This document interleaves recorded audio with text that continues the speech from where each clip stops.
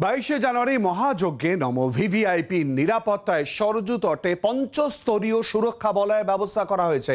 SPG, NSG, ATS কমান্ডোর পাশাপাশি বাহিনী, RAF, civil পুলিশেরও ব্যবস্থা করা হয়েছে। 30,000 ফোর্সের হাতে হাতে বন্দুক, সিসিটিভি নজরদারি, যান নিয়ন্ত্রণেও জোর দেওয়া হয়েছে। ভিভিআইপিদের নিরাপত্তার জন্য অযোধ্যায় 5 স্তরীয় নিরাপত্তা ব্যবস্থা চালু করা হয়েছে। আমরা দেখছি যে নিরাপত্তা ব্যবস্থা কতটা আঁটোসাঁটো করা হয়েছে। এই 5 স্তরীয় নিরাপত্তা ব্যবস্থায় যারা ভিভিআইপি তাদের জন্য এই 5 স্তরীয় নিরাপত্তার মধ্যে থাকবে প্রথমেই দেহরক্ষীরা। প্রথমেই দেহরক্ষীদের কাছে থাকবে আধুনিক অ্যাসল্ট রাইফেল, 17 mm রিভলভার এবং আরও কিছু অস্ত্রশস্ত্র। আর তারপরে থাকবে এসপিজির নিরাপত্তা রক্ষীদের কাছেও আধুনিক অস্ত্রশস্ত্র থাকছে।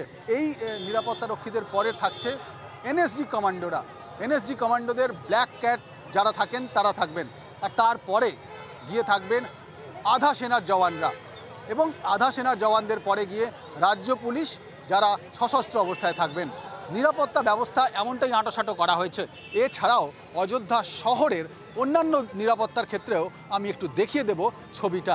একদিকে ওয়াচ টাওয়ার করা হয়েছে, এরকম ওয়াচ টাওয়ার অযোধ্যার জায়গায় জায়গায় তৈরি করা হয়েছে, যেক্ষেত্রে এত মানুষের সমাগমের গতিবিধি লক্ষ্য করা যায়, নজর করা যায়, কোনো রকম বিঘ্ন যাতে না ঘটে। আর সব মিলিয়ে অযোধ্যার এই শেষ পর্যায়ের প্রস্তুতিতে নিরাপত্তা ব্যবস্থাও কিন্তু একটা বড় অঙ্গ।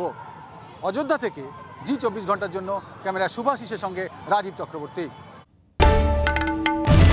বাংলার আওয়াজ, বাঙালির আবেগ, জি24 ঘন্টা।